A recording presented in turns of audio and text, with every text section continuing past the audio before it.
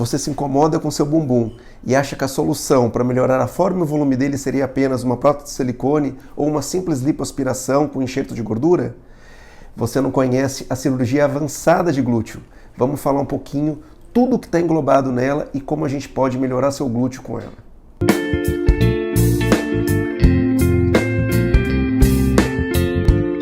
Olá, muito bem-vindo ao meu canal Cirurgia Plástica Sem Segredos, um canal destinado à informação relacionada à cirurgia plástica, uma informação baseada em fatos reais, em estudos, feito por um cirurgião plástico, com a finalidade de acabar com essa banalização da especialidade que está ocorrendo, principalmente por pessoas que não são nem cirurgiões plásticos. Se você gosta desse tipo de conteúdo, sigam o canal, ative o sininho para receber notificações a respeito de quando tiver sempre uma nova postagem, a gente vai estar ali compartilhando e você vai ser um dos primeiros a ser notificados. E eu vou deixar aqui também um pedido para que, se você gosta realmente desse tipo de assunto, também compartilhe, não apenas para que o YouTube interprete que essa informação aqui do canal ela é relevante, então ele consegue distribuir para mais pessoas, mas também até como uma forma de ajudar pessoas que você acha que está querendo fazer cirurgia plástica e acaba apenas vendo o que existe aí de fantasioso na internet. E para você que não me conhece, meu nome é Francisco Claro Júnior, eu sou cirurgião plástico, eu sou membro titular da Sociedade Brasileira de Cirurgia Plástica, eu sou membro da Sociedade Americana de Cirurgia Plástica, estou envolvido aí em ensino de residentes, ensino cirurgia plástica, sou professor de cirurgia plástica e também trabalho como editor das principais revistas de cirurgia plástica do mundo, a Plastic and Reconstructive Surgery e a Revista Brasileira de Cirurgia Plástica, além de estar participando da revisão de várias outras revistas internacionais também relacionadas à cirurgia plástica. E estou frequentemente participando de eventos, dando aula para cirurgiões plásticos nos principais congressos do Brasil, eventos aí do Brasil, como o Congresso Brasileiro de Cirurgia Plástica, o segundo maior do mundo, no Congresso Paulista, na Jornada Paulista, a Jornada Sul Brasileira, que são os principais eventos de cirurgia plástica, inclusive no maior do mundo, que é o Congresso Americano de Cirurgia Plástica, onde também frequentemente estou indo também palestrar para cirurgiões plásticos a respeito de cirurgia plástica. Então passei essa informação para vocês, para que realmente passe um pouco de credibilidade em relação ao que eu estou falando, e a gente tem como finalidade desse canal realmente procurar responder assuntos ali realmente relacionados à cirurgia plástica sem nada fantasioso. E o que nós vamos falar hoje? A cirurgia avançada de glúteo. A gente sabe que está lotado aí na internet de nomes bonitos, mirabolantes, mas a finalidade não é simplesmente falar que o tratamento da sua região glútea, ali do seu bumbum, vai ser baseado apenas numa simples lipoenxertia, uma lipoaspiração ou simplesmente uma inclusão de prótese de silicone. Leva esse nome porque ela envolve um complexo, um conjunto de procedimentos que tem como finalidade reparar ou tratar vários elementos que estão envolvidos na alteração da forma ou até mesmo do volume do seu glúteo. Bem, então quando a gente vai abordar o glúteo, a primeira coisa que a gente tem que observar nessa região do glúteo é em relação à forma.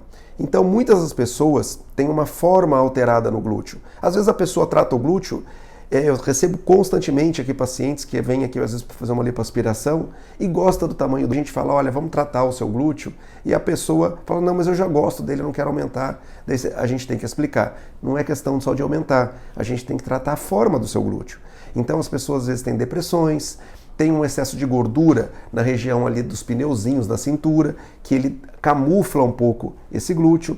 Então, a gente tem que fazer, em primeiro lugar, a gente tem que alterar a forma desse glúteo. Então, esculpir, retirar o excesso de gordura em algumas áreas e colocar gordura, fazendo a lipoenxertia, em outras áreas. A lipoenxertia no glúteo, ela é feita de forma diferente de planos mais profundos para planos mais superficiais. Também tem muita gente que não leva isso em consideração. Então, planos mais profundos a gente acaba fazendo mais em bolo para dar mais volumização. Partes mais superficiais a gente acaba fazendo em vários túneis, microtúneis, múltiplos túneis, para acabar fazendo a estruturação e alterações, então, de algumas depressões mais grosseiras. Então, no primeiro tempo, a gente vai fazer a lipoaspiração em volta do glúteo, para a gente poder ressaltar o glúteo. num segundo tempo, a gente vai fazer a lipoenxertia para pessoas que querem aumentar, a gente vai dar volume, e também as pessoas que querem melhorar a forma, deixar o glúteo mais arredondado, também fazer isso. A lipoenxertia ainda, ela consegue tratar um pouco da flacidez, porque alguns dos componentes relacionados à flacidez de pele na região é o fato de você ter perdido volume. Então imagine um saco, né, que está preenchido, por exemplo, de areia. Quando você tira a areia daquele saco, acaba sobrando pele. Então muitos dos componentes, às vezes numa flacidez moderada, existe esse excesso de pele. Então a gente também fazendo o preenchimento, reestruturando, principalmente a camada mais superficial do glúteo, a gente consegue reestruturar e tratar um pouco essa flacidez leve. Daí, quando você tem uma flacidez mais intensa, a gente precisa abordar daí, usar tecnologias, como por exemplo, no meu caso, eu gosto muito de estar utilizando o laser. E em casos que você tem realmente uma perda muito intensa de volume, principalmente na parte mais superior do glúteo, às vezes só a gordura não é suficiente para fazer o preenchimento. Aí sim teria indicação da gente estar fazendo o implante de silicone, quando a pessoa, claro, quer. Eu, particularmente, faço o implante de silicone com frequência, mas eu sempre oriento os pacientes, é a minha última opção, porque a prótese de silicone, ela é um corpo estranho ao seu organismo. Ela precisa de manutenção, ela pode dar complicações no futuro. O ideal, sempre que possível, é não estar utilizando esse implante de silicone. Mas tem pessoas que às vezes querem um volume muito além do que a gente consegue às vezes atingir só com gordura, existe muitas às vezes flacidez, e daí o implante de silicone é importante. Quero deixar um alerta aqui, que eu já vi muitos casos de pacientes que colocaram o implante de silicone com outros médicos e vem aqui comigo com uma queixa de uma flacidez intensa e falta de volume, principalmente na região inferior do glúteo. O implante de silicone, ele vai idealmente dentro do músculo dali da região glútea. Portanto, ele não pode ser utilizado para aumentar o volume na parte inferior, na metade inferior do glúteo. Ele consegue aumentar o volume principalmente na parte superior do glúteo. Então fica aqui uma atenção, porque tem muita gente às vezes que quer fazer um aumento na região inferior, até para tratar a flacidez. O implante de glúteo ele não tem essa como principal finalidade. A principal finalidade do implante é volumização. Acaba indo em um médico, às vezes, que nem é cirurgião plástico, ou até no cirurgião plástico com pouca experiência, acaba colocando o implante e acaba não resolvendo. Fica, inclusive, que aquele bumbum de urso que a gente chama, que é um bumbum que fica com volume na parte superior e acaba ficando murcho embaixo, inclusive com flacidez.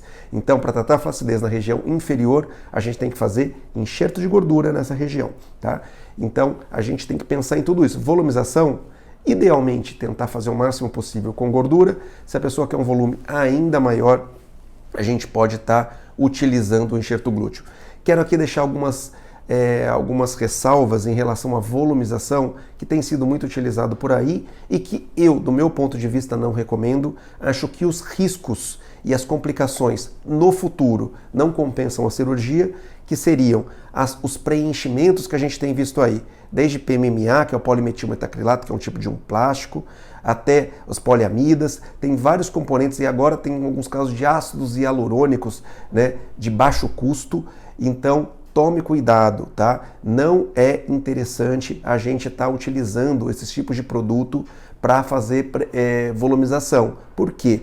A longo prazo, ele pode causar respostas inflamatórias, deformidades, e quando você ganhar uma flacidez no glúteo daqui a alguns anos, esse produto que às vezes, se ele não causar problema nos primeiros anos, a longo prazo ele vai cair junto com o resto do glúteo. Então ele, diferente da gordura, que é um tecido que vai se regenerar, que é tecido vivo, e ele vai se reestruturar ali na região, esses produtos eles pesam na pele do glúteo e eles vão inclusive contribuir com a queda do seu glúteo lá no futuro. Então tome bastante cuidado, além de, claro, várias complicações, infecções, tudo que pode gerar desses tipos de preenchimento. E uma observação que eu quero fazer aqui também a região glútea, a região do músculo na região glútea é uma região que a gente não recomenda estar enxertando gordura, porque é uma região que tem muitos vasos sanguíneos e aumenta bastante o risco de trombose nessa região.